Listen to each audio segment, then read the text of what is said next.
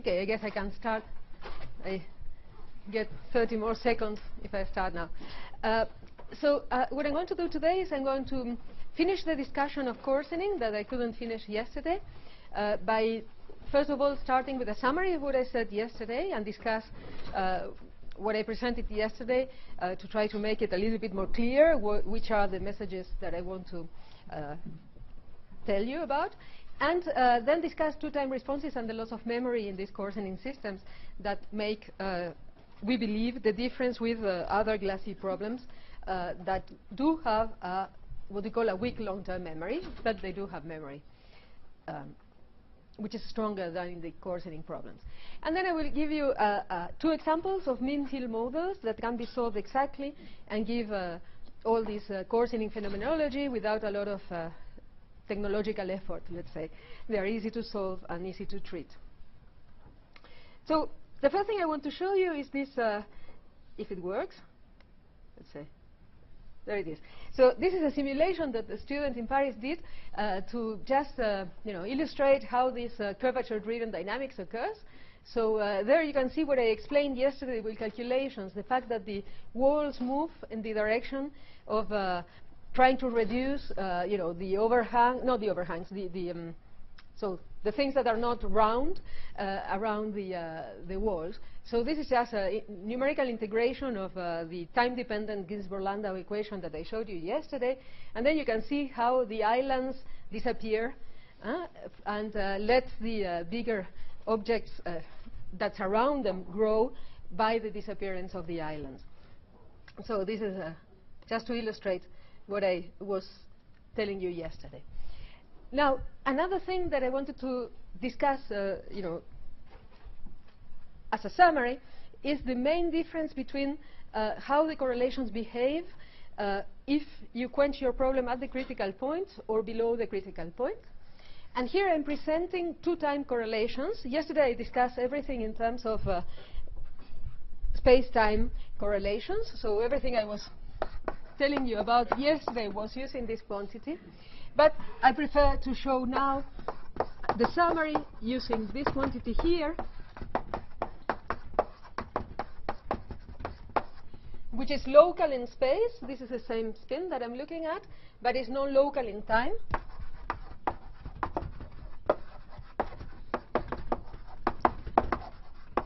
Because it's the correlation that I want to compare next to the ones that are measured in glassy problems, and try to make differences and similarities between them.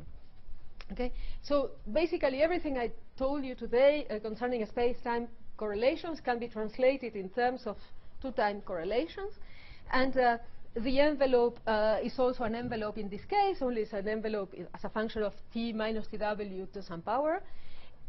That's the equilibrium relaxation of the two-time correlation at the critical point. And the waiting time, you see, like these lines that detach from this envelope and go down. And the envelope is inclined at the critical point. While below the critical point, you have this plateau that I'm drawing there with a dotted line. And the relaxation is stationary towards the plateau, and the non-stationarity is seen in the decay below the plateau.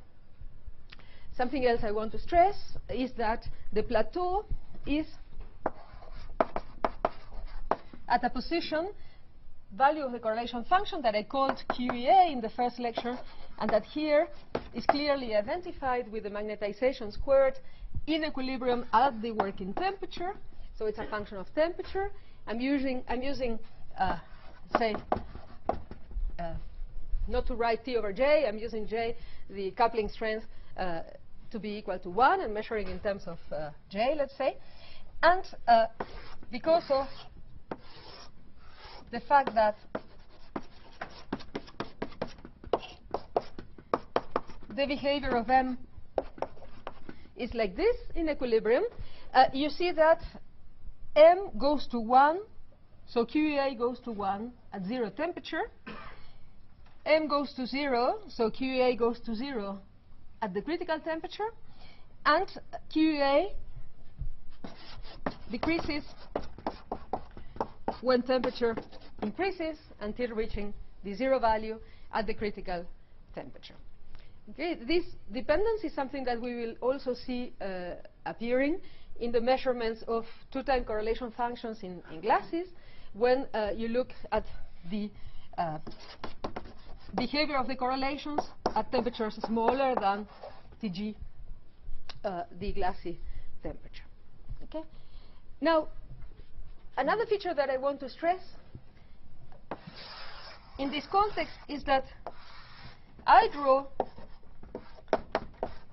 this kind of free energy density as a function of control or the parameter, sorry, phi, in the Ginsburg Landau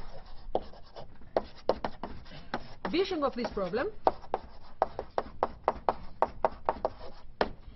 So this is like a free energy landscape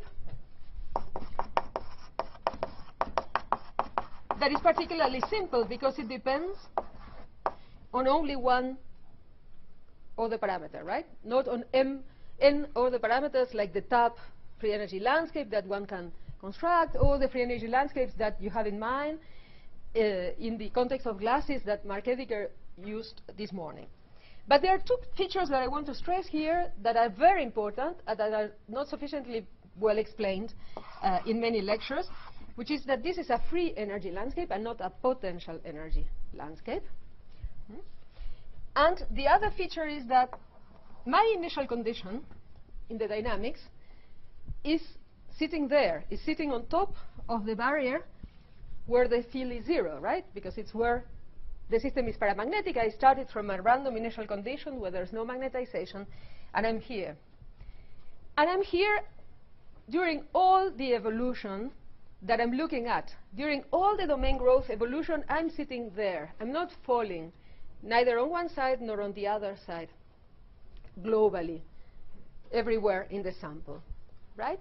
If I think about this phi here as being the average over the phi's on the full system, on the volume occupied by the system, then phi is always 0. Because the system does not magnetize globally during the domain growth process. It does magnetize within the domains. But then another domain will go through and it will demagnetize this region, and then another one, as you saw in the film, right? There's nothing special about one region in space. So one cannot say that one region in space, say around some position r, at time t and at all later times will remain at phi naught. One cannot say that because this will not happen. It will change. So one has to be very careful when one has to understand, one wants to understand dynamics in terms of free energy landscapes. And even more careful if one wants to understand dynamics in terms of potential energy landscapes, because those are not the ones that should be used. The ones that should be used are free energy landscapes. But with care, with a lot of care. Okay?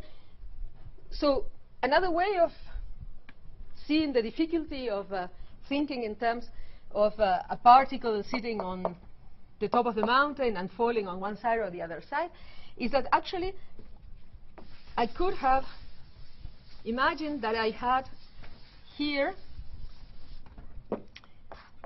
something like this on each region of space. But then if I think in those terms, I have to think that down here I have a very large space on which I'm drawing this picture, right? So this is a very large space, and there are a lot of subtleties or difficulties or inconveniences with thinking in terms of landscapes over higher dimensional spaces. I mean, the intuition of one dimensions cannot be taken easily to high dimensions. Yes? So you're talking about the spin glass model with all the J's possible? Ferromagnetic model, yes, just the corseting problem. So I'm just telling you that even in the corseting problem, you have to be careful to use this picture and do dynamics on top of this picture. Because everything that I'm telling you about is happening while the system globally is sitting on top of the barrier and nothing happens. It's there. It doesn't move. However, in real space, there are all these domains which are moving. There is a scaling. There are a lot of interesting features going on. all these universality classes and so on. But everything happens while, from this point of view, I started here and it remained here. Yes? I mean, if the order prime is not conserved, one region could subsume the other. No? Yes, but you saw the film before. Let's go back to the film. So let's focus on one point. I don't know, some region, the blue region in the middle. Okay, it was red before, it became blue afterwards. If my sample were sufficiently large, which is not, this is very small, it will turn red again. And, there is nothing that fixes the nature of one of the regions in space forever. It will change and rechange, and it change and change and change all over in time. But eventually it will arrive to equilibrium, and eventually I will be able to say that this happens. But this happens only after this relaxation time I was talking about yesterday. That grows like, for example, for this problem, linear size in this way. But while I'm interested in times,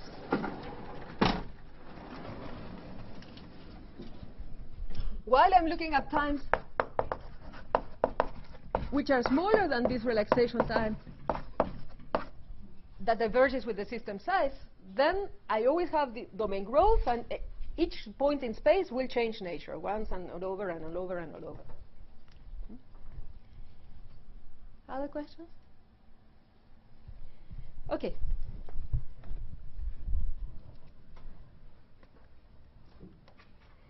This I showed you already. And now if you want to compare to what's measured in spin glasses, in experiments, or in numerics in Lennard-Jones samples, well, you see similar stuff. Of course, it's not so clear whether this will become flat or it will have a slope that will continue. But in any case, the qualitative behavior is the same in the sense that it is a separation between stationary and non-stationary, stationary and non-stationary, slower decay when waiting times increase. And if I took this experimental data from some colloidal suspension, here the plateau is clearer, right? So, okay, one can say that in this case the plateau is established. In this case, it depends whether you think that there is a phase transition in spin glasses or not. Okay, so I also mentioned that the growing length can be used to classify universality classes. I will summarize them now. Well, this is what, oh, sorry, this should be rel. This is what I just answered to Leo, that from saying that the growing length reaches the size of the system, one estimates the relaxation time and gets then its dependence on the system size and the fact that it diverges with the system size. So this problem, in the infinite size limit, or thermodynamic limit, as Florent was using this name before, it never equilibrates. I show this picture because somebody asked me about frustrated magnets. It's just to say that there is also coarsening in frustrated magnets, for example, vertex models.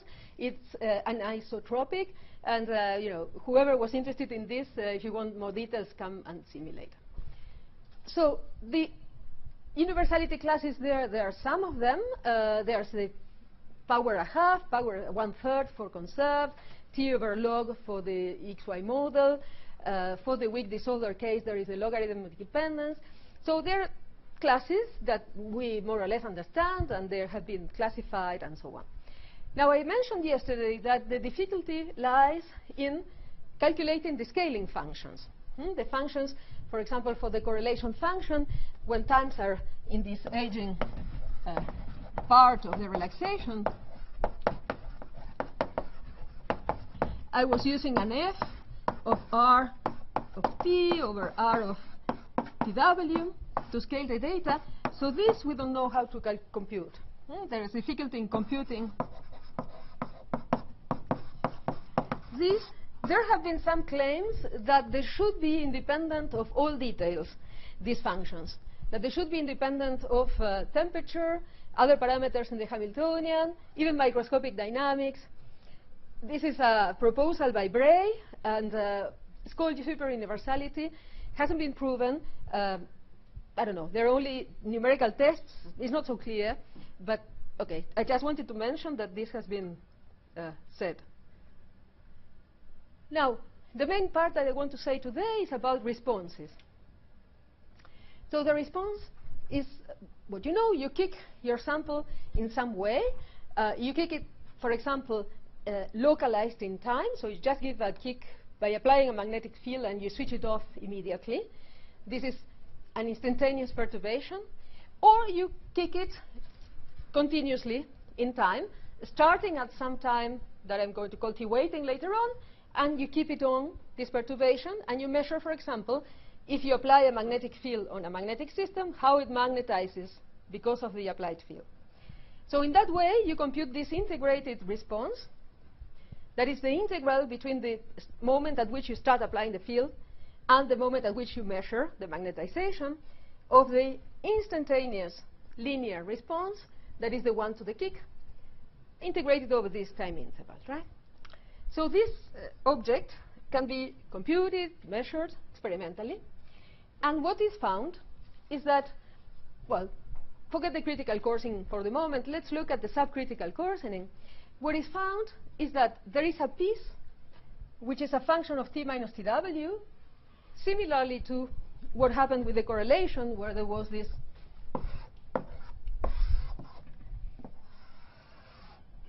decay from the plateau. So this part here, which is stationary in the correlation function, is seen in the response function as this term here. But then the part that corresponds to the aging decay is also a scaling function of the ratio between the length multiplied by something here that decays with the length. So this is the growing length measured at TW taken to a power which is negative. So this decays. How is this seen? It's seen, for example, in numerical simulations done by this group in Italy, where different curves correspond to different waiting times. And the one which looks flat, the last one, the one below, is the one that is corresponding to the longest waiting time. Okay? So what this thing tells you is that this chi, as a function of t minus tw, in the long waiting time limit, will do something like this, and it will saturate. Right? It will saturate to some final value here, and this part is the stationary increase that corresponds to the first term, and then the second term is killed. So this is very different to what is seen in other glassy systems. I show you a sketch instead of showing data because, okay, the sketch is nicer. So in real glassy systems, what happens is that on top of this approach to this plateau, there will be a non-trivial response growing in a waiting time manner, and again with a waiting time growing in this direction. Right? So this part is missing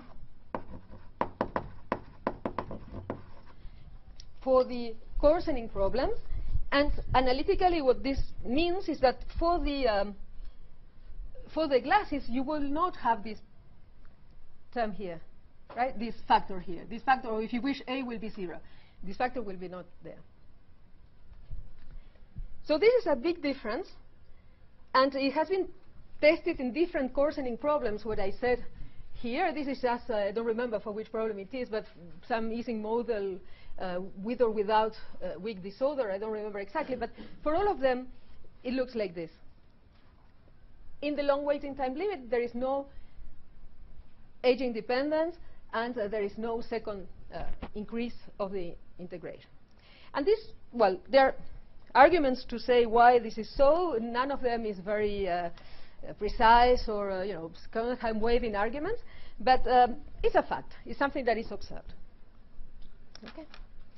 So this, we believe, I insist once again, that it makes the big difference between problems which do just simple coarsening with a simple growing length, and that we understand, you know, what's going on, with the problem of you know, other glassy systems, which seem to be more complicated, but richer in this sense as well. Okay, so last part on corseting systems. Let me show you two models that can be solved analytically and that they are very simple. So the first one is the one that is closer to all the spin problems that we are discussing here, and is what is called the spherical p equals 2 model. P equals 2 because it's just a special case of the p spin models when p is equal to 2, meaning that there's interactions between two spins. The JIJs are random couplings taken from a Gaussian probability distribution.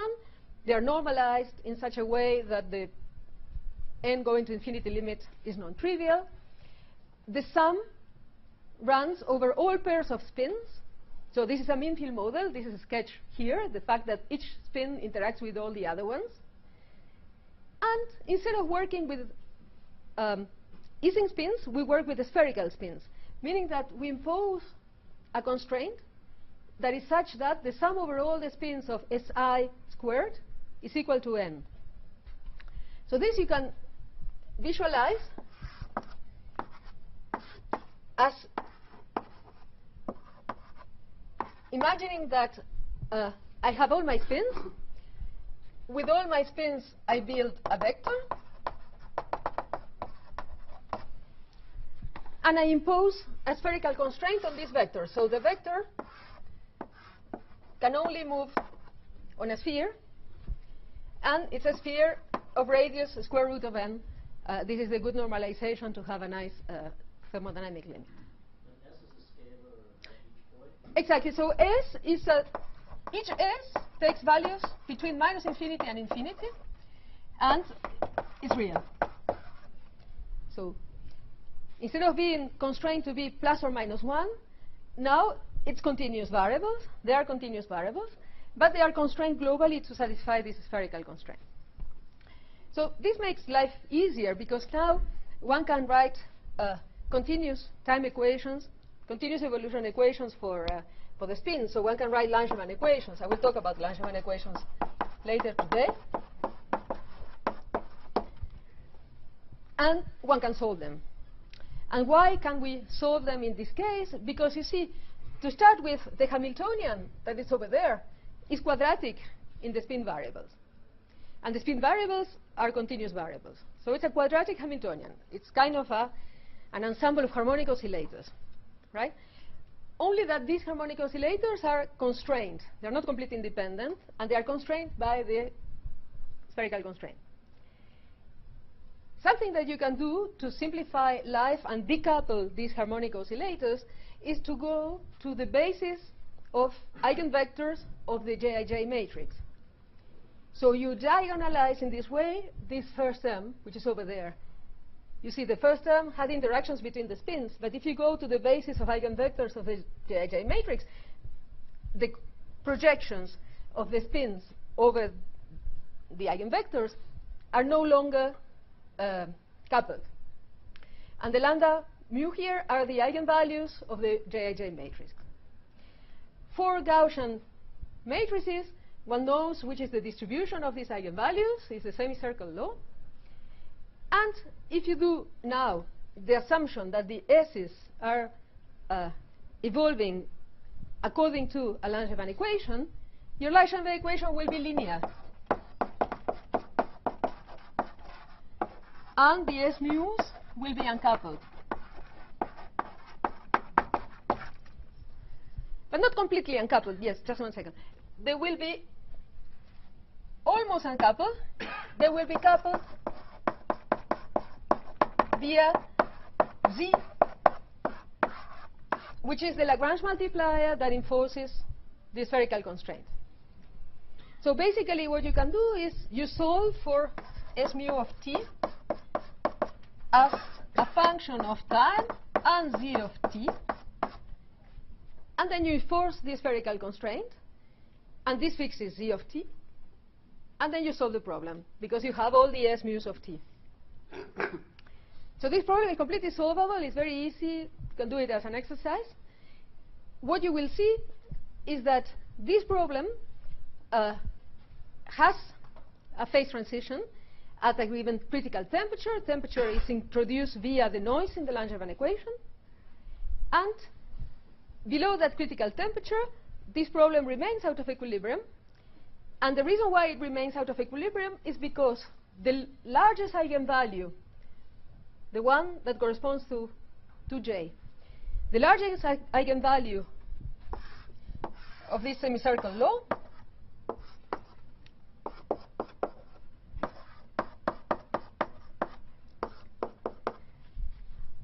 so the S corresponding to lambda max, let's call it this way, this mode becomes diffusive.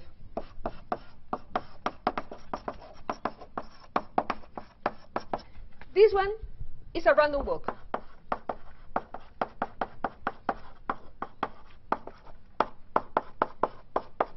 I told you that random walks are out of equilibrium in the first lecture. So here I have an ensemble of modes. Each of them has a finite relaxation time apart from the largest one, apart from this one. And this one here is the one that is creating the out of equilibrium relaxation in the problem.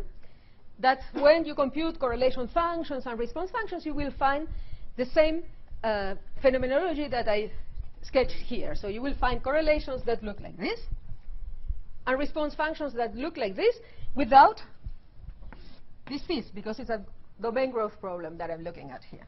So this piece is not present.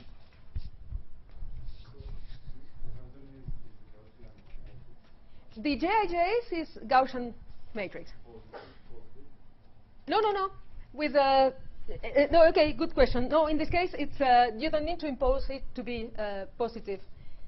In this case, especially in this sense, you can work with the Jij's which are positive and negative, and because this problem is particularly simple, the interactions are not so strong. Let's put it this way.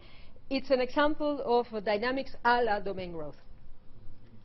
Because it's mean field, because it's quadratic, more than almost quadratic, effectively quadratic. Yes? P larger than 2, can we still do this mode decomposition? Can you say it again? P larger than 2, can we still do this mode decomposition? No, you cannot. No. This is what makes also the richness of the larger P models more difficult to solve, or you have to go through a different path to solve them.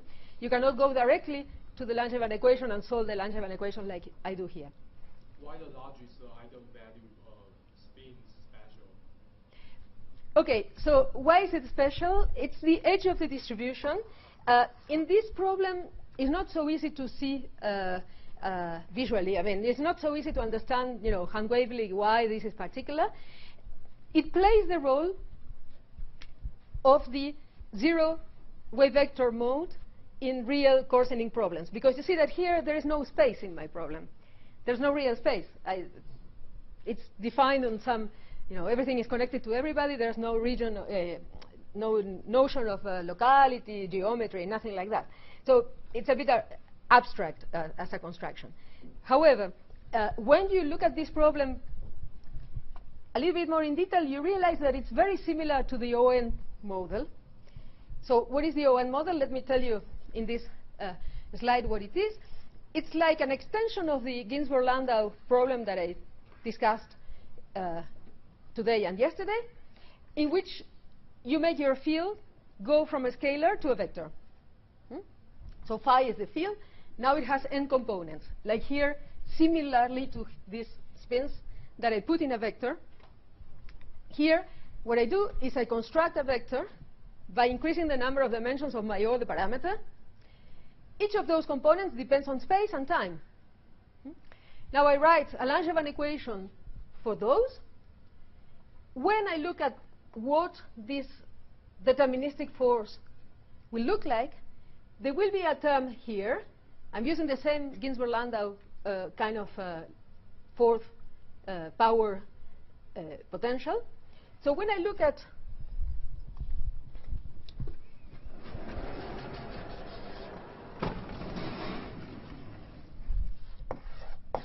what this thing is, A are the components, there will be a term that it's phi A r of t, phi squared r of t. This is the modulus of the vector.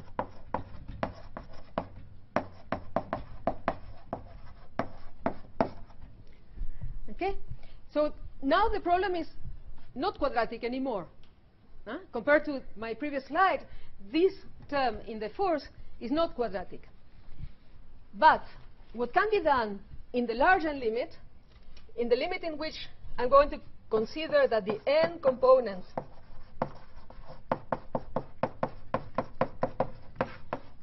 go to infinity,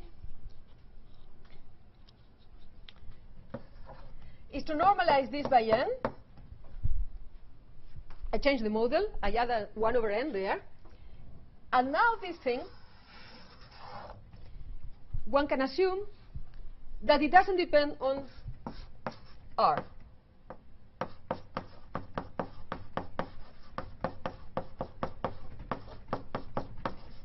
On the position in space. Why so? Well, because in the modulus there is a sum over components. Right? So one can argue that this sum over components mixes the components in such a way that this thing over here does not depend on R when it's sum over. So this is an assumption that allows to replace this non-quadratic term or non-linear term in the Langevin equation by a linear term in the Langevin equation, where you see what's between the square brackets is now a function of time only. And now you see that the structure of the equation is the same as the one that I had for the spin problem above, where the equivalence is between the mu indices of the eigenvalues and the A. Well, it's not really that. No, sorry. It's not that what I wanted to say. I was going to say in a second.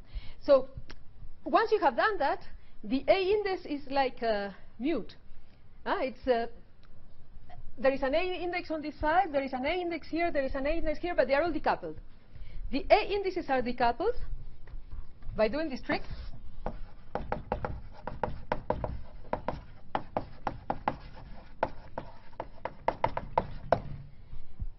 The space is coupled, the real space, because here there is also a term which is like this. In the F, that when you take the variation, will give in the equation a term like this. Right? So this Laplacian here couples different points in space, if I think of it in a discrete way. Okay? It's elastic energy that gives rise to this Laplacian that makes the equation be non-local in space, a little bit non-local in space. But this it can be decoupled as well if you go to Fourier space. So you transform Fourier,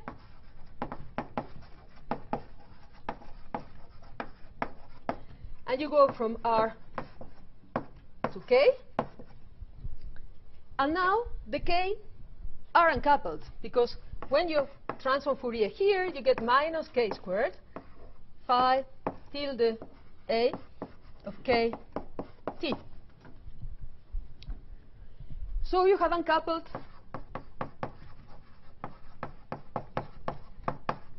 the K modes. Okay? So actually, the correspondence is that the mu indices of the P equals 2 model play the same role as the K modes of the ON model when n goes infinity. Right? So the equation of motion now is very similar, if not almost identical, to the one of the P equals 2 model, because it looks like this.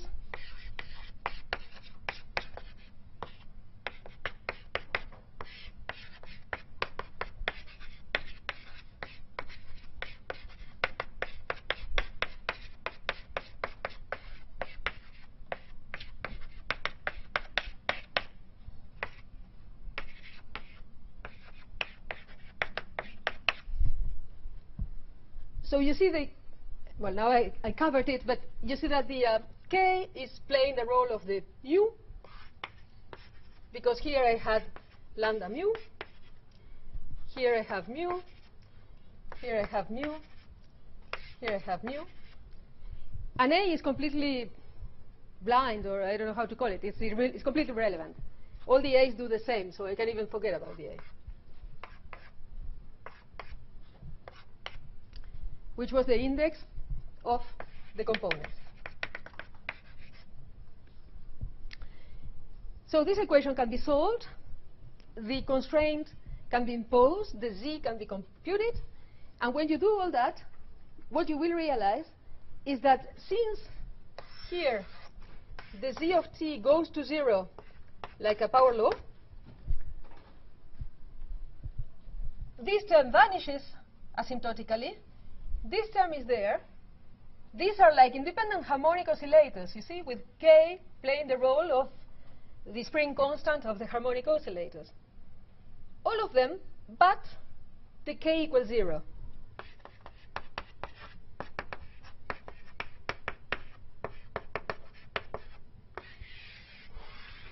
K equals 0 is special. K equals 0 diffuses. Diffuses in the long-term limit when this one goes to 0. It's a compensation between the two, because in finite times this is not strictly 0, but it's going to 0, right? So K equals 0 tends to be a diffusive mode.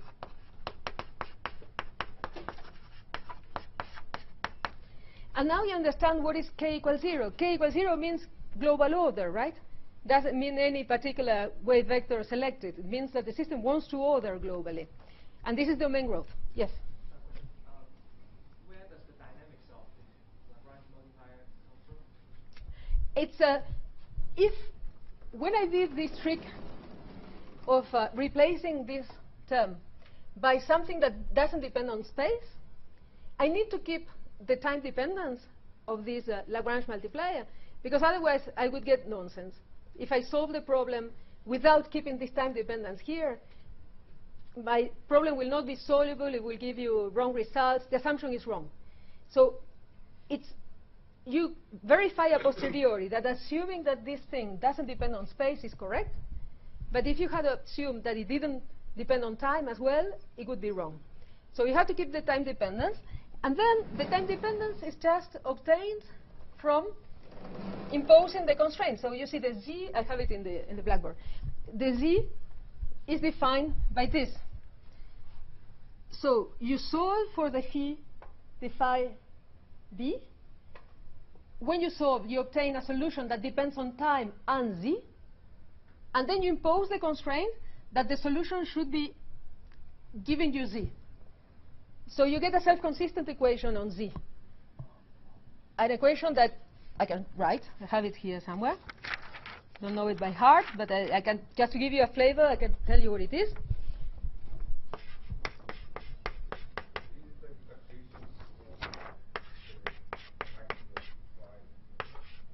Just give me a second. The equation is this, where this function f is proportional to t to the minus d over 2, and there are some pi's and factors of 2, which I'm not writing. So this equation is the equation that fixes z. You have to solve it, and there's ways to solve it asymptotically, arguments. It's just a problem of math now. And then you get that z goes like this, with some d here and some d here. Yes? I guess it's a related question. So go back to the p-spin model. Yes? There is a large value. So we have to fix the Lagrange multiplier such that it doesn't go away. Exactly. It's such that it's constrained to be on the sphere. Right. So here is similar. Here is constrained so that this object here gives you the z that ensures that this is independent of the space point at which you are looking at. So is it the fluctuations of the magnitude of phi in the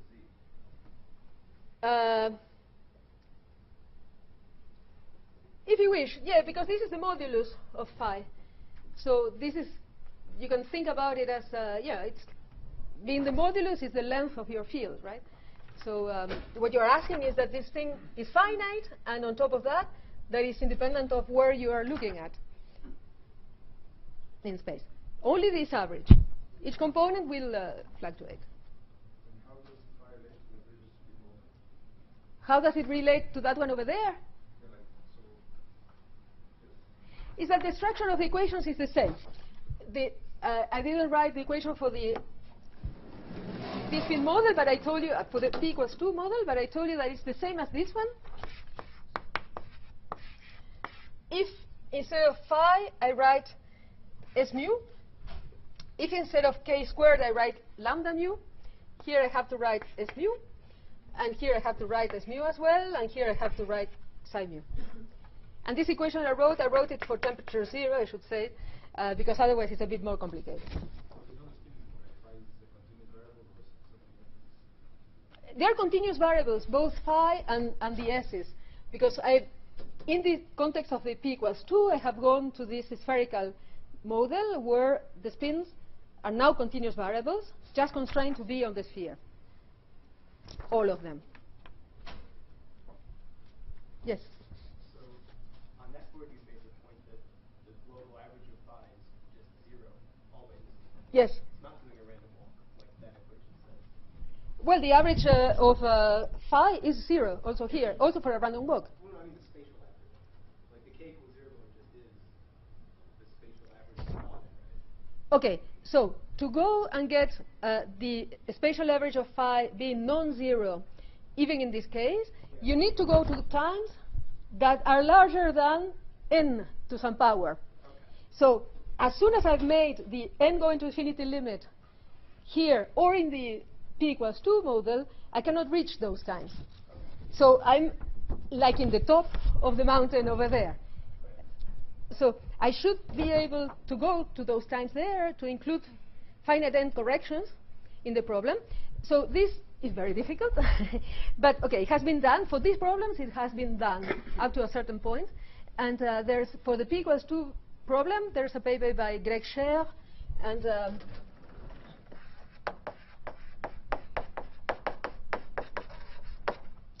Ian Fyodorov,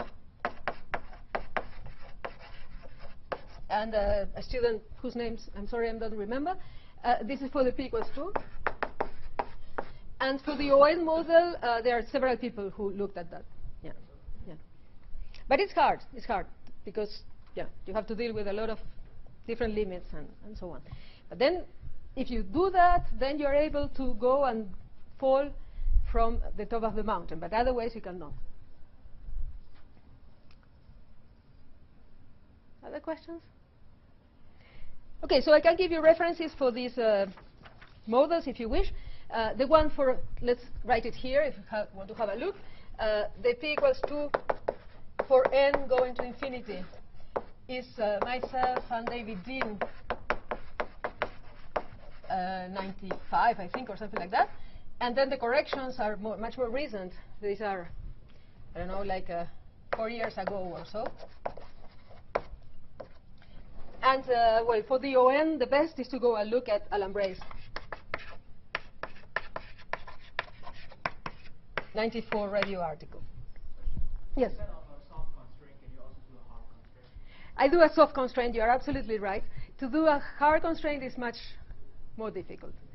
So the constraint is imposed on average. It's not imposed on each trajectory. You are absolutely right. I didn't say it. It's an important point.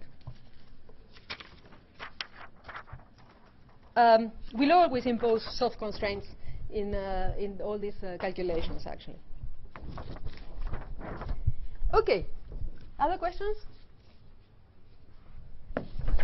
So now, I want to go to my third lecture.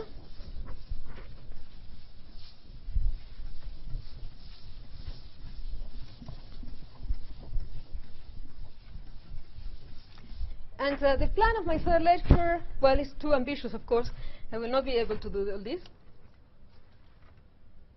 Happen here.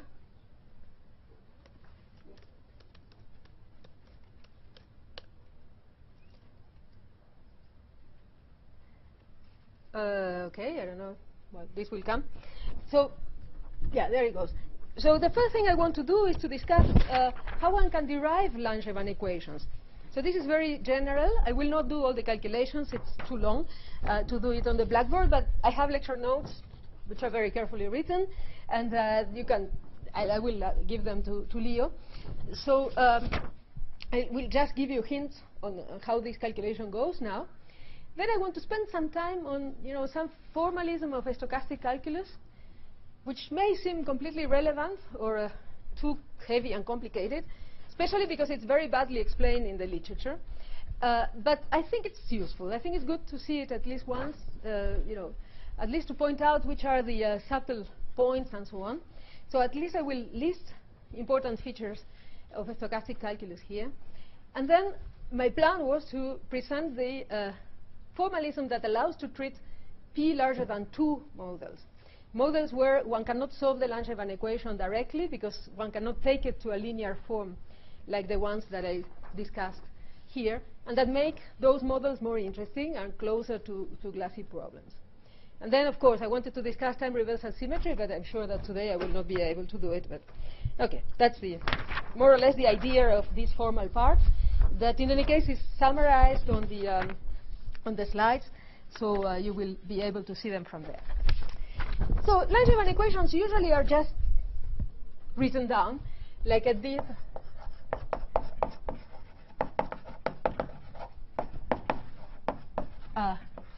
myself until today. But they can be derived. They can be derived if you consider a model for the system coupled to a bath.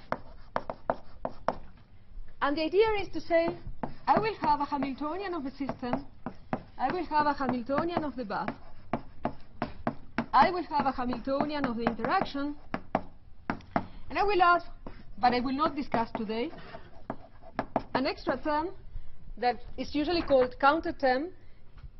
It's discussed in the notes.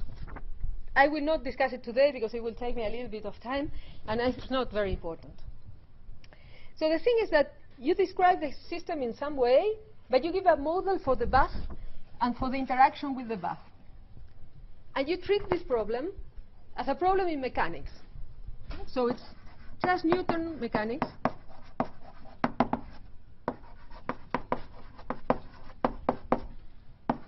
And if you want to do quantum mechanics, like some of you asked me, you can also do it. You put hats all over the place, and you follow similar calculations to the ones I'm going to do now.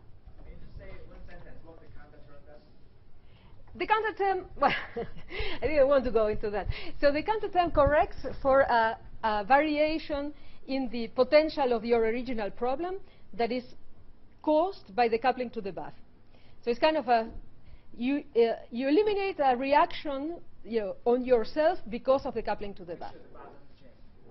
The bath doesn't change, no. Yeah. But it also doesn't change your own potential. We can discuss it more later. So what's the simplest thing that you can do to model the bath? Use oscillators.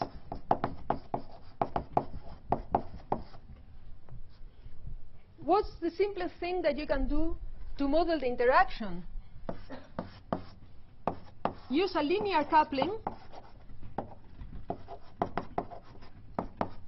between the coordinates of the oscillators and a function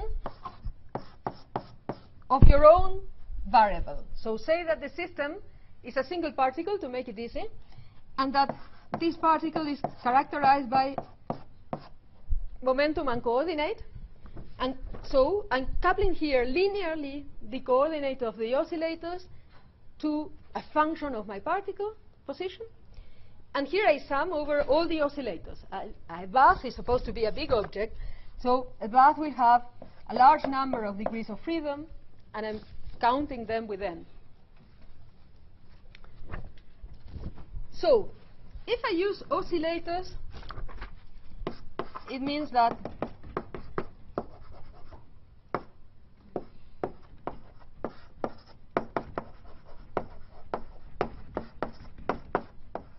sorry, call them Q. It means that the Hamiltonian of the oscillators will take this form, right?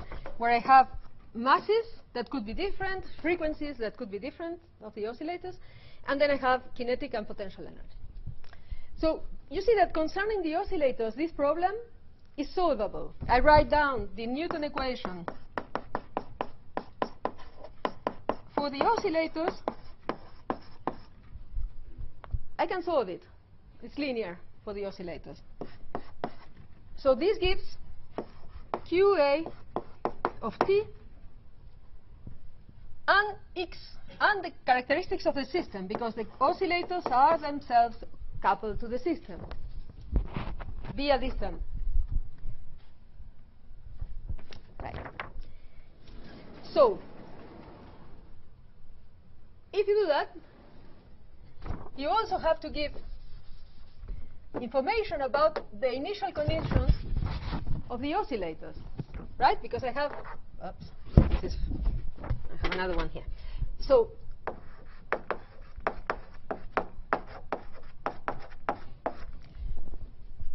the solution for the position of the oscillators and for the velocities of the oscillators will depend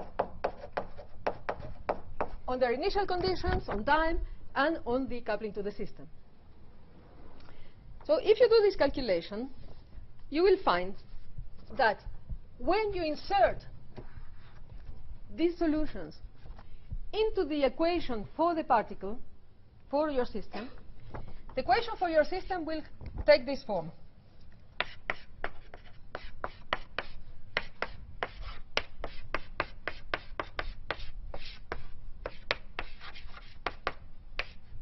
Let me write it like this.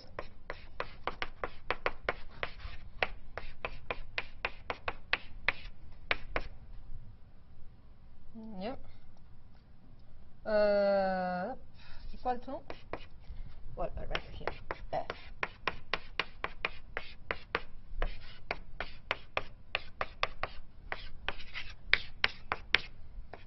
It's a prime there. There's a variation, a derivative, right? So mu is the function with which I coupled the oscillators to, is the function of the particle position that I coupled to the oscillators. This is a deterministic force that is acting on my particle. This has to do with the particle itself. This comes from the coupling. These two. So this looks like a Langevin equation, right? But nothing is stochastic for the moment, because I don't have any source of stochasticity here. Psi is a notation that I used to represent a function of the initial conditions of the oscillators and their characteristics. So mi omega a. And gamma is another function that depends on mi omega a. I forgot to write coupling constants, so there will be coupling constants in that term over there.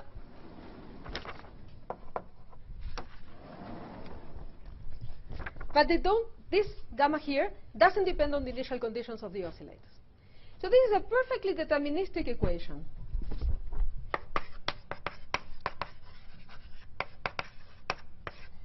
But it has the form, because I wrote it this way, of a Langevin equation with here, and here I forgot x dot, sorry, with something that looks like delayed friction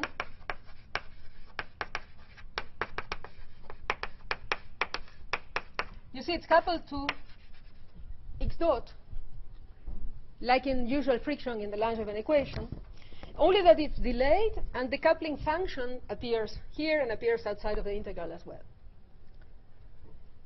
Now, how does the stochasticity come into this game?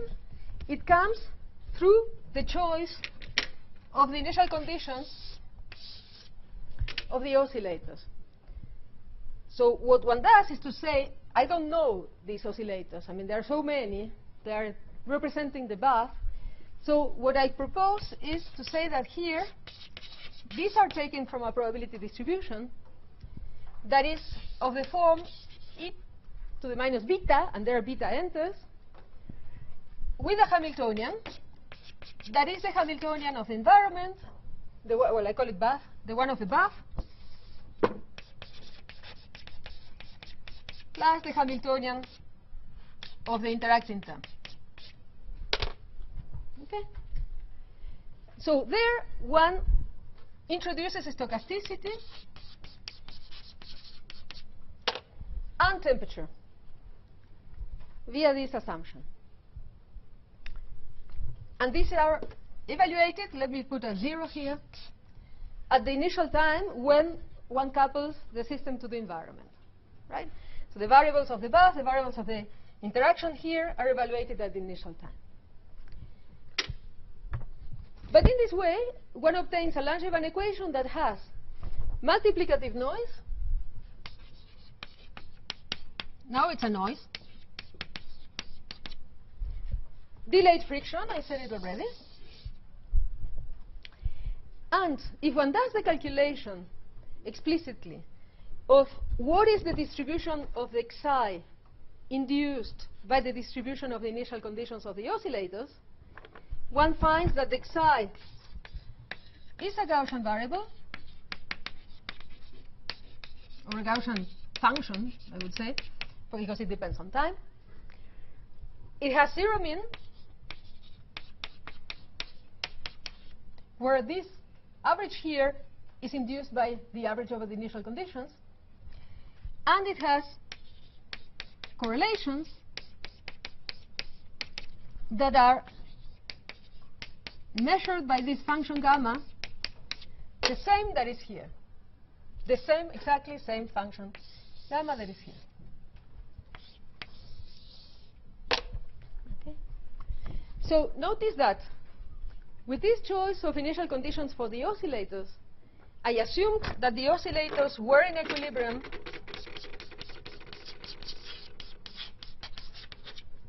at inverse temperature beta at the initial time.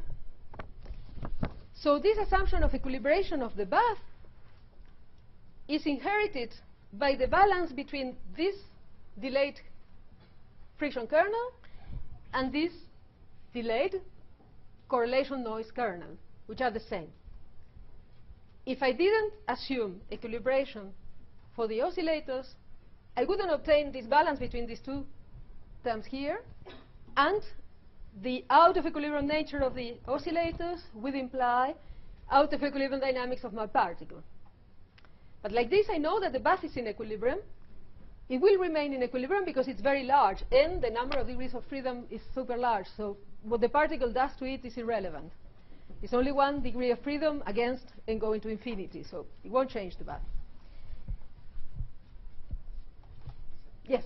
What would be considered also the interaction, which in principle is much smaller than the bath and the front? Here? Yeah. Well, you should go through the calculations. This is not much smaller, because I'm normalizing to make it the same order as the Hamiltonian. Bath would be n squared and interaction is n. No, because you have to normalize correctly. The CA is over there. So when you do it, you have to go through the calculations in detail, and you will see that you need to include this one here. So it depends also on the initial position of the particle. Exactly. It depends also on the initial position of the particle, what you put here, but this is also arranged by this counter term that I'm not talking about, because otherwise it would be a little bit too detailed. But you're right. Okay? If you exclude the H interaction, you don't get the You get some extra term that you don't like, so you don't get the actual form of the Langevin equation that you like. So you will get some extra force here. If you don't include the counter term and this X0 dependence here, you will get some extra term in your deterministic force that you don't really like to have. So it's like a kind of renormalization of bare constants, if you want to use some kind of field theoretical language. But yeah, I didn't want to go into these subtle details, but all this is explained in the notes if you want to go through them. So, yes? What would be the gamma Exactly. So the gamma for the moment is not a delta function. It's a function that depends on what are the distributions of the coupling constants, the masses, and the frequencies that you choose for your oscillators. So my point is that in this way you can derive Langevin generalized equations that have multiplicative noise, have delayed friction. They are perfectly well defined. They are good Langevin equations, but they are generalized with respect to the usual ones. So actually, the noise is Gaussian. The noise is Gaussian, yeah. Does it depend on H bar and H fraction? Does it matter what you chose? It's just, yeah, it's because the oscillators are Gaussian. Because the Hamiltonian of the oscillator is quadratic. So you have quadratic variables here, and a linear function of quadratic variables, which is the psi, here will be a Gaussian variable as well. Yes, Leo? Yeah, yes. So normally, like with Caldera linkage, you have a choice of the bath density of state. Exactly. So this is here as well. So this is here, the density of states of the bath. You control with the distribution of the frequencies of your oscillators. So where is that choice? When are you making that choice? No, I'm not making it yet. You're not. Oh, I'm not. it's in there. It's in there. So I haven't said, exactly, so I haven't said which are the coupling constants, the masses, the frequencies. But now by choosing distributions of those, a la Caldera-Leger, I can get different functions gamma. And also noise, I guess. Exactly. So because the gamma is here and here, it's in both places. So it's in the friction and it's in the noise correlation. So sorry, yes, this one cannot go up. So the distribution that I could choose for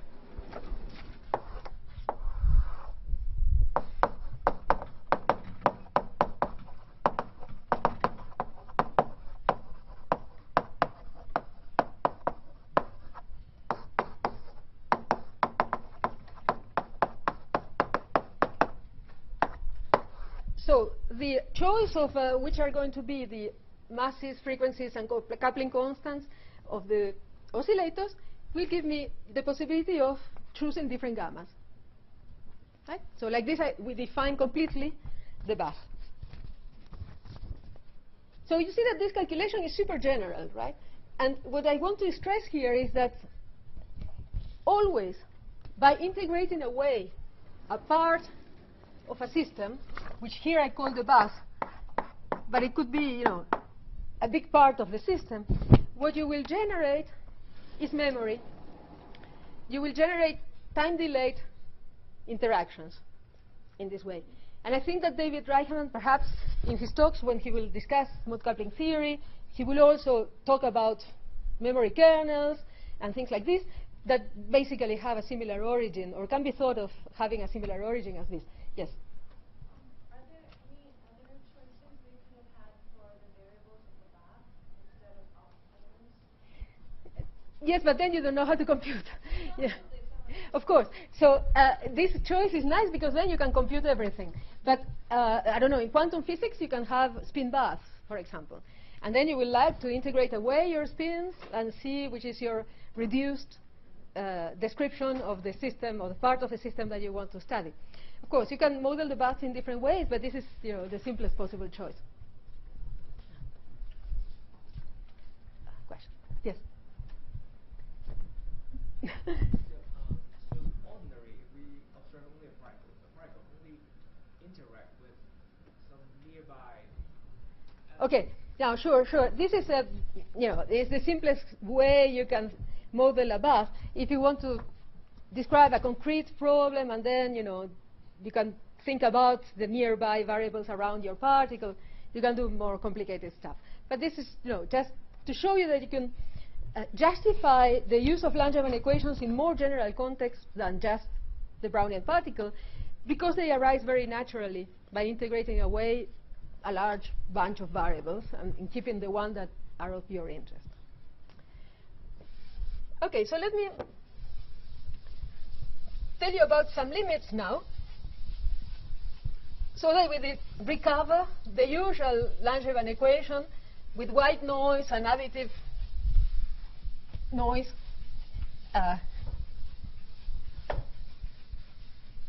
from the one that I have just written, right?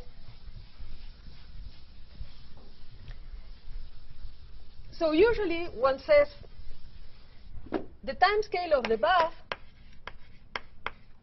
typical time scale of the bath, is the shortest time scale in your problem. So one makes the assumption that the T bath is much smaller than any other time scale. And in that limit, one approximates this gamma by a delta function. There's a factor of 2. We can discuss a factor of 2 if you wish. So normally, the friction coefficient is there. But in that limit, one can replace gamma by a delta function, and then the white noise case is recovered.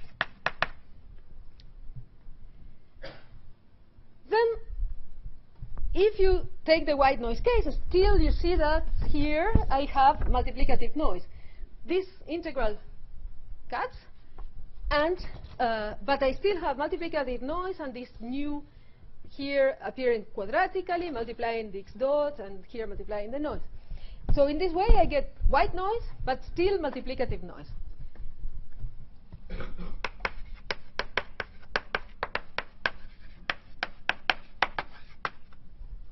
How do I get additive noise? Additive noise corresponds to choosing this nu of x being just x. So by linear coupling,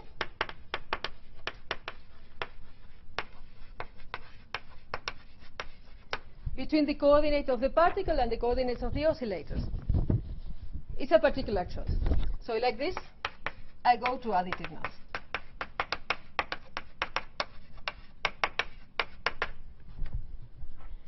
And then the other limit that one can discuss is the one that I have already mentioned a couple of times, which is that if for my problem at hand, the inertia time, which is m over gamma naught, is much smaller than all other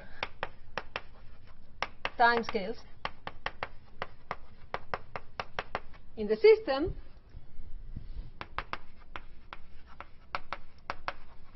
then one can take the overdamped limit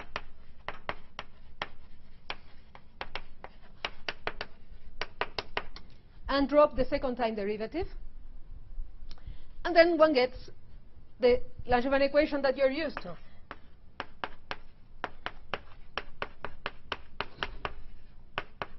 Just this one. Okay. But you have to do these 3 steps to go from the most general one to this one here. Yes? When you say T bath is smaller than all other time scales, what does that correspond to in terms of the density of states of the oscillator? So you will have to, the density of states of the oscillators is white. So white means it doesn't depend on omega. So it's that case. So it's the case in which you will get a flat distribution of the omegas, and then you, in that case, you will get the delta correlation. Then there are oscillators that oscillate very slowly on very long time scales. It's a choice, you know. It's you can tune the distribution of your frequencies of oscillators in such a way that you get to the limit of the delta function. But then you see that, you know, it's a special choice.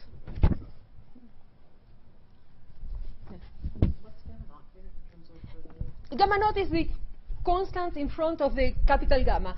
So I put it here. It's like the scale of the capital gamma. So when I had the capital gamma, without taking the delta limit, I could still have something proportional to gamma naught there. Leo. Yeah, I'm just looking at the proportionality of the second term with the x dot. Here. So I think the level of the action, you would just have some kernel coming from the oscillators. Yes. New, connecting new at x of t and x of t prime. Right. But then you do Euler-Lagrange equation for the.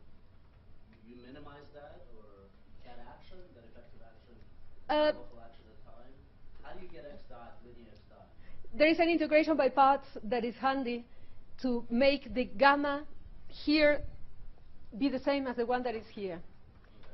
So just when you go directly and you solve the equation and replace and so on, what you will get is here the derivative attacking here. You're going to get what? The time derivative, there will be a dt prime attacking this one and not this part there. Okay. But it will be multiplied by nu. So it's useful to integrate by parts.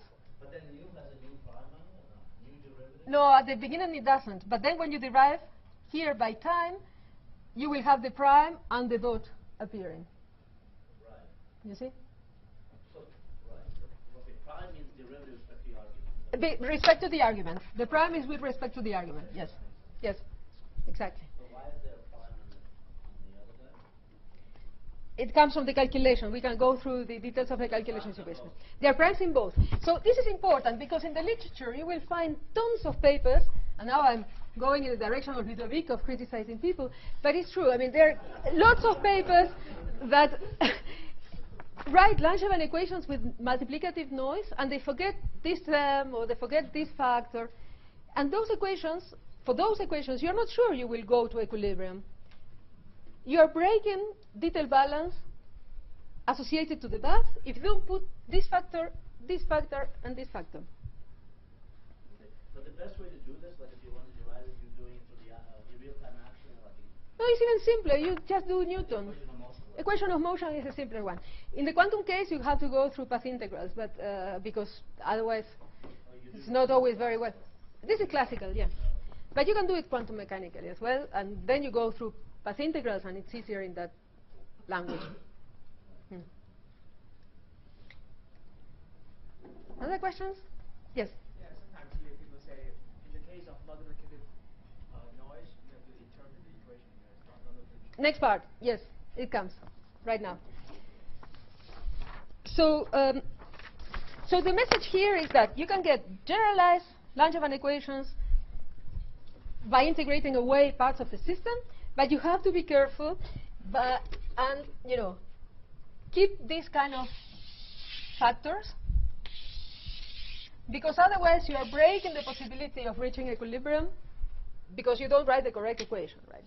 Because you don't consider this bath to be in equilibrium, and then you can make mistakes. So, we don't have a lot of time, but okay. Let's see. What can I do?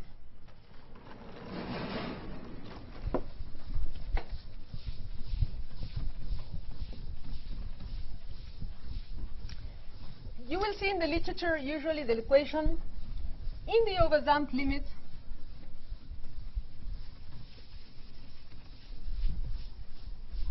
written in a simpler form than what I wrote.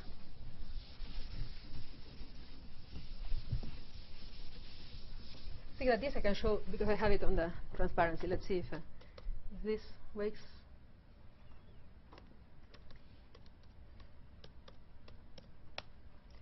Quickly.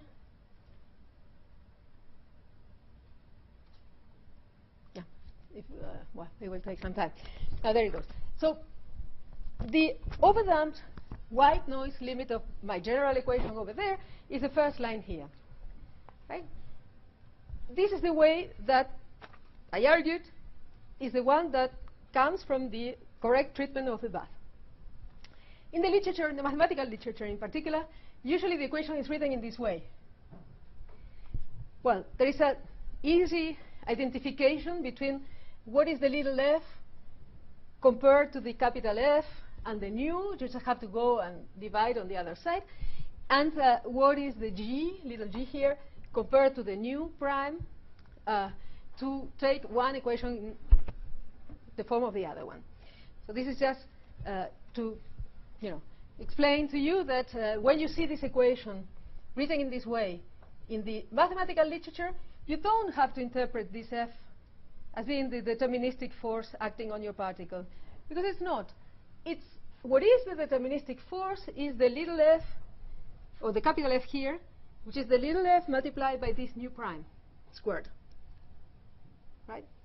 So there is a little issue there that you have to keep in mind, and okay. This is just a translation from one notation to the other one, but it's important to know it. Clarification, so the capital F is a gradient of H. Say it again? The capital F is the gradient of the potential. Exactly. Yes, the capital F is the gradient of the potential. Now, let me jump a little bit over these things and tell you just why I care about multiplicative noise, because I see I don't have a lot of time. So at least let me give you a physical motivation for, caring about dealing with these equations. There is one problem which is well known in magnetism, which is the motion, the dynamics of a magnetic moment in 3 dimensions. So it's a vector in 3 dimensions under the effect of a field. So I put my field in the vertical direction here. I have the magnet here, and this magnet follows Bloch equation, which is just the vectorial product between M and H. So there is precession of the magnet around the direction of the field. And this precession is such that the modulus of the magnet is conserved, because I just multiply scalar multiplication times M, this equation on the left-hand side. On the right-hand side is 0. I integrate by parts, and I get that the T of the modulus of M is 0. So the modulus of M is conserved. And you can prove as well that the projection on the direction of the field is also conserved, doesn't change in time. So this is old, Bloch 32. 35, we're like 100 years ago.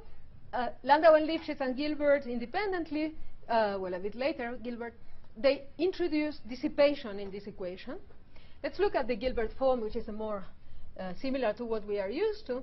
So this just means that they included a term which is proportional to the derivative of M here, that makes the modulus of the magnetization remain conserved, but the projection with H not. Is not longer conserved. So what will happen is that there will be a force that will tilt the magnet, in the direction of the field. So it will precess, but with the smaller and smaller angles, and then in the end it will align with the field because of this dissipative term here. And this is simple to see. And a bit later, Brown added noise to this equation. And this equation is super used in the context of spintronics nowadays, because it's some kind of classical limit of situations in spintronics. So you see H, the one that is added to HF, is a noise. And it's a noise that is usually taken to be white, 0 mean delta correlations. So M and H are multiplied. The H is not added, it's multiplied with M. And now, what happens? If I want to do the same trick of multiplying this equation by M, and here saying that the right-hand side is 0. The right-hand side is 0, no doubt about it. But what happens with the left-hand side?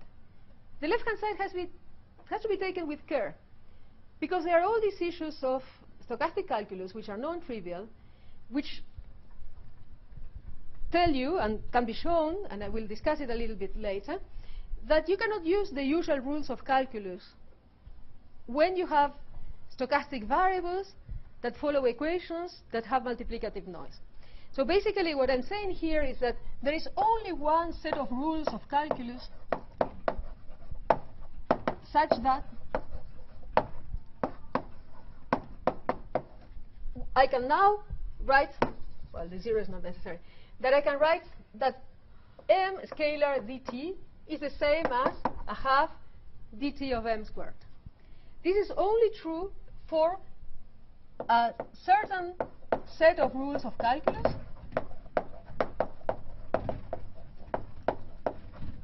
which is called Stratonovich calculus,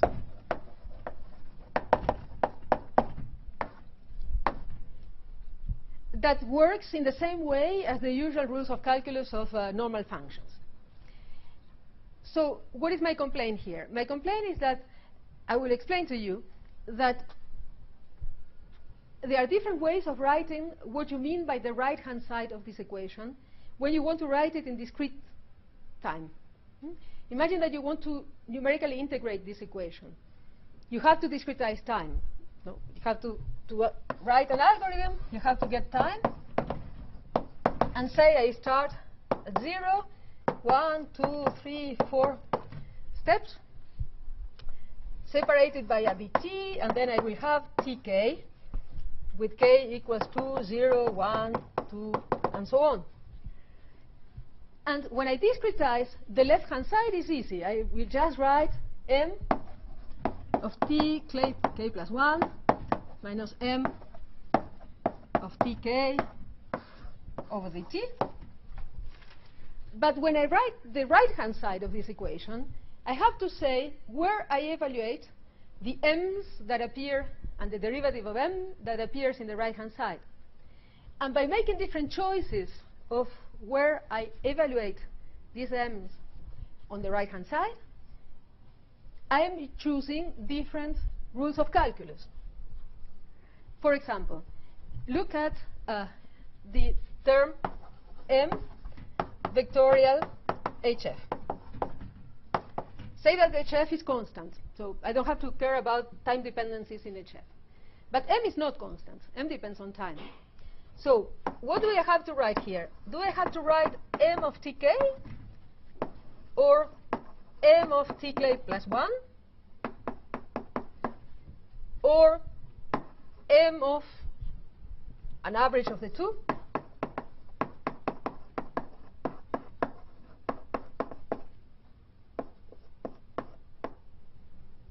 There are different choices, right? So by making one of these choices, I'm going to choose a set of rules of calculus.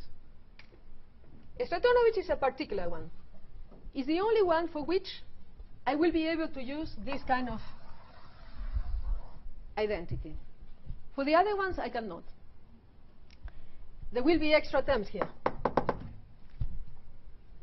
And my complaint is that in many of the numerical evaluations of the dynamics of this kind of equation, people use algorithms that are based on a given rule of calculus in the right-hand side that doesn't conserve the modulus of the magnetization. And of course, they see that the magnetization is not conserved. They run the program, and the length of the vector decreases. So then they do tricks. They renormalize the length of the vector every x time steps to go back to the original value, and so on. But this is very tricky. You're not very sure what you're doing if you do that.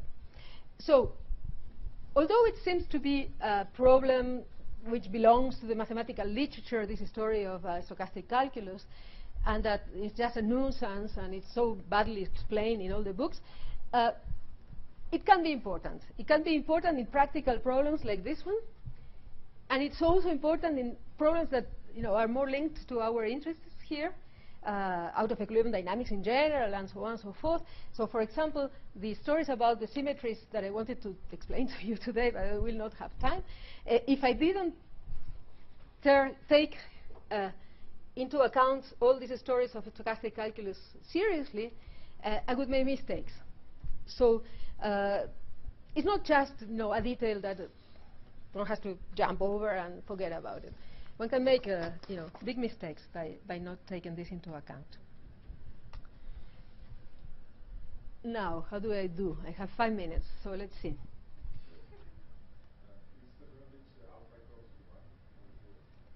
So Stratonovich is alpha equals a half. Alpha it depends on how I wrote it here. Let me see. Yeah, it's alpha equals a half is Stratonovich. And then there are all other possibilities are equally good. But one has to be coherent. Once one chooses one, all the calculation has to be done with the same one, not change in the middle of the calculation. Sorry? Okay, so yes, the physics does depend on the choice. So this is what I wanted to, the physics. Let me see. What did I tell you? Okay, forget about this. I will tell it on the blackboard. When you have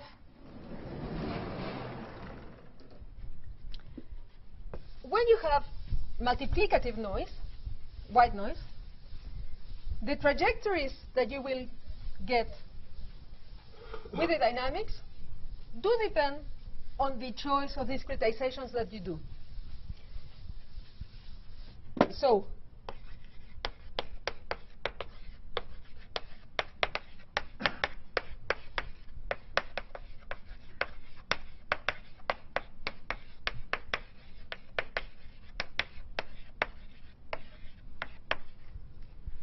multiplicative noise, the trajectories that you get by integrating the Langevin equations do depend on the choice of alpha.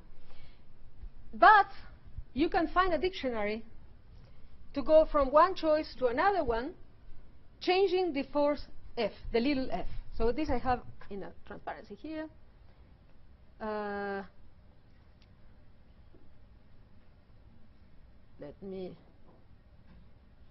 So let me say it this way.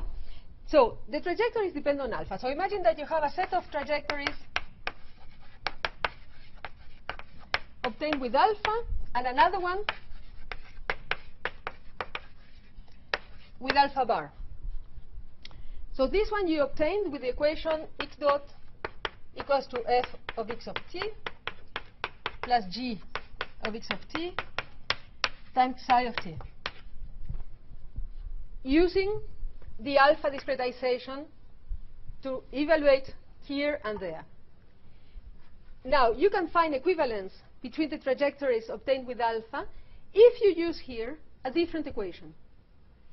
If you use here an equation where you change f into f plus extra term, it's called drift term,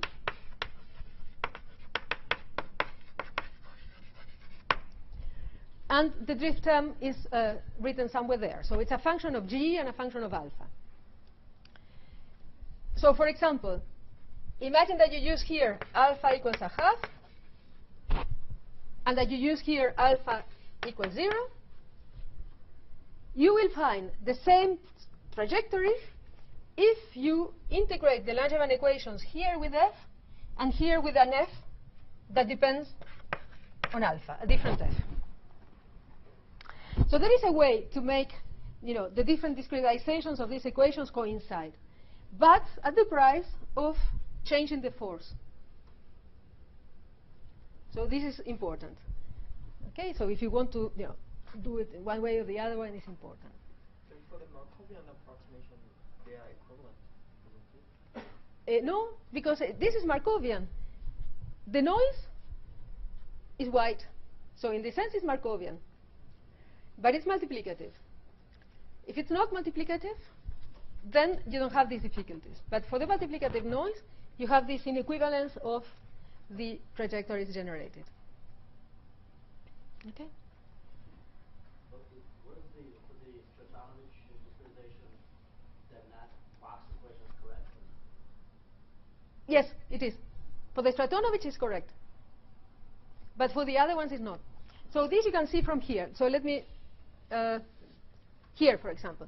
So if you use, this is the definition of how you discretize the equation using alpha discretization. So here I'm using the x bar over there, you see, is alpha times the post point plus 1 minus alpha times the pre-point.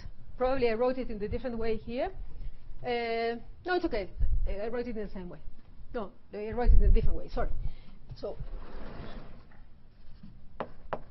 the standard way of writing it is like this. Okay? So if I use alpha equals a half, it's just the, I weight in the same way the pre-point and the post-point. If I write alpha equals 0, I kill this one and I keep the pre-point only. Other choices are possible. Now, I give you as an exercise. Compute the derivative with respect to time of a function of the stochastic variable that you have, just by definition. So here you write y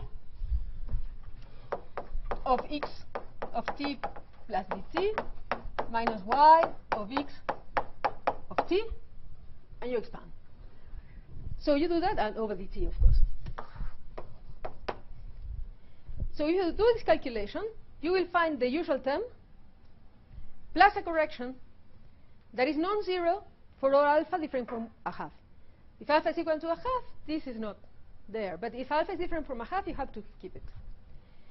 So you see that this chain rule implies that that thing over there will not be true without the extra terms that are represented by the dots, unless alpha is a half.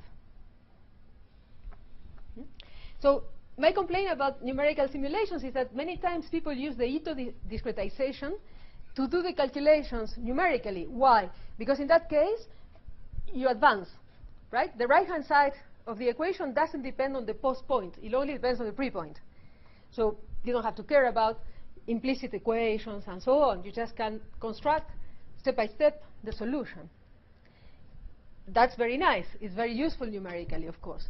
But then for Ito discretization, which is alpha equals to 0, the chain rule doesn't work in the usual way. So in that case, that identity over there needs the extra points. So if you use Ito to integrate this Brown equation, your vector will decrease in time. It will not be conserved. So this is a problem, right? OK, so my time is over. Yes? So why don't you have this problem for like deterministic equation? No, for deterministic, no, you don't. Why not? Because it's due to the fact that, and this is an exercise that you can also do. I wanted to do it on the blackboard, but I don't have time. So the reason for this problem is that if you look at the order of magnitude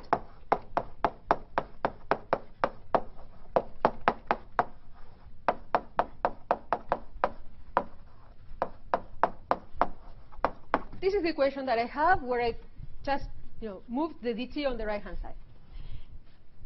This noise, think about it in discretized version. So this thing is x of tk plus 1 minus x of tk. This is f of the x bar of tk times dt. This is g of the x bar of tk times psi of tk times dt. Now, because the noise is delta correlated, you know that psi of tk prime is proportional to the delta function, but the delta that comes from the Dirac delta. So actually it's proportional to 1 over dt. So this means that in order of magnitude, psi of tk is order 1 over dt square root, right? Because I have 2 here, so take the square root. So this is dt minus a half.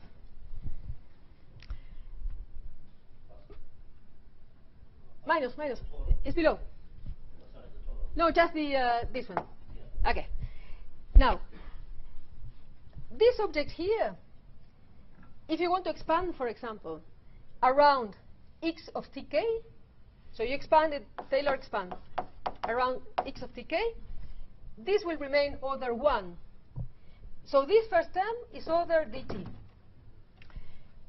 This term here, you expand as well, will give you a contribution order 1 times something which is order dt 1/2, as Leo was saying. So this one is larger than this one. This means that this part here is order dt to the 1/2, and it's controlled, if you wish, by this term over there. OK, this is first thing. Next thing that you can do is you can compare what is the order of magnitude of this term evaluated with alpha discretization minus this same term evaluated in another alpha discretization. And you will find that this difference in the limit of dt going to 0 is 1, is order 1. While this one is not. This one is order 0. Sorry, this one goes to 0, sorry. So what I'm saying is that delta if f of alpha versus alpha bar and delta g of alpha versus alpha bar, they scale very differently with dt. This one comes multiplied by psi. So this one is much bigger than that one. And then in the dt going to 0 limit, this difference remains order 1. So this is the reason why this is the term that is making all these differences appear. And if it were not multiplied by the noise, then you wouldn't have this problem.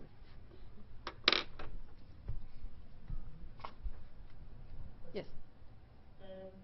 When we compute a function of x t, for example, y of x, using the alpha, if we use the e to the post-harmonic description, we obtain the same result because we use different formulas. Sorry, I didn't understand what you said. So. When we use the Ito prescription for the Sarganovic prescription, we obtain the same result for y of x because we use different formulas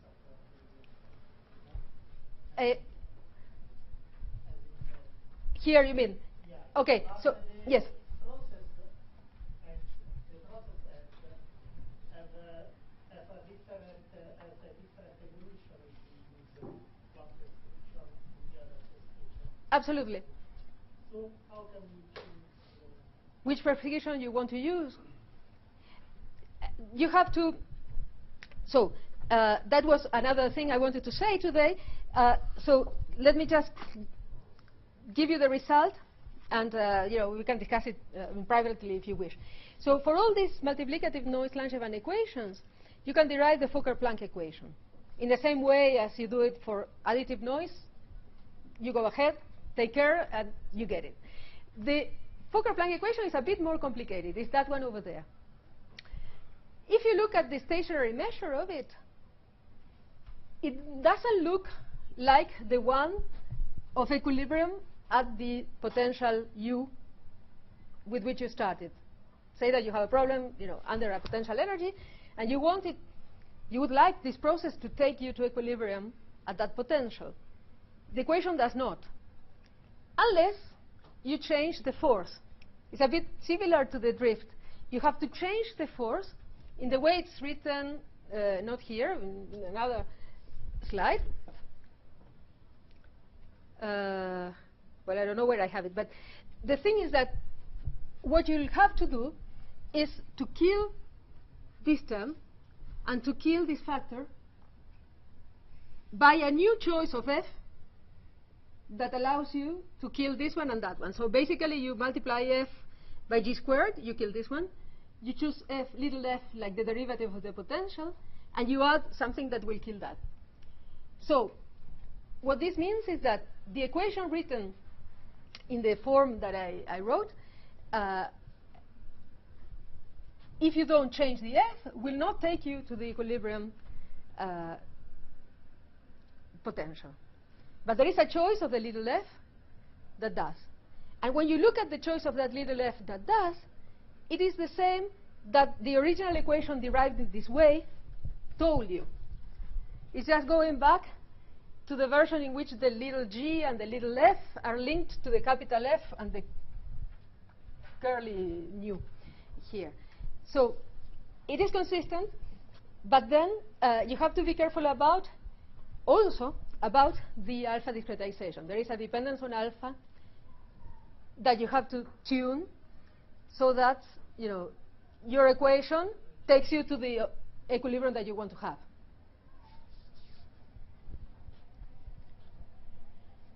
Other questions? But it has a lot to do with the fact that the x at tk is correlated with the noise. Of course. Like if you had additive noise, you don't have any problems. Exactly. The fact that that term is actually correlated with, the position is correlated with the noise, so it has no noise. It's true, but there are certain things that you still have. There are certain difficulties that you still have for additive noise that you have to be careful about. I will maybe show some on Monday, or we can discuss them in private. So yeah, you have. Let's say that you have many more problems when you have multiplicative noise, but some of these problems remain even in the additive case, and sometimes we didn't pay so much attention to them, but we should have. When you derive, let's say, Markov equation, Fokker-Planck equation, you can derive it in the same way, and it's only that the calculations are a little bit more complicated, but the procedure is the same. But when you obtain a generating functional, like it could be, Schwinger-Keldysh kind of action in the quantum case, there are certain terms that sometimes we forgot and that we shouldn't forget, even in the additive case, because otherwise we break certain symmetries that may be dangerous. Time reversal symmetry, basically. So in these stochastic problems, there is some remnant of time reversal symmetry on average that one should respect. And if one drops those terms that we usually did, we break it. So it has to be a bit careful, even in the additive noise case. OK, so it's already 10 past. We can discuss more of this together.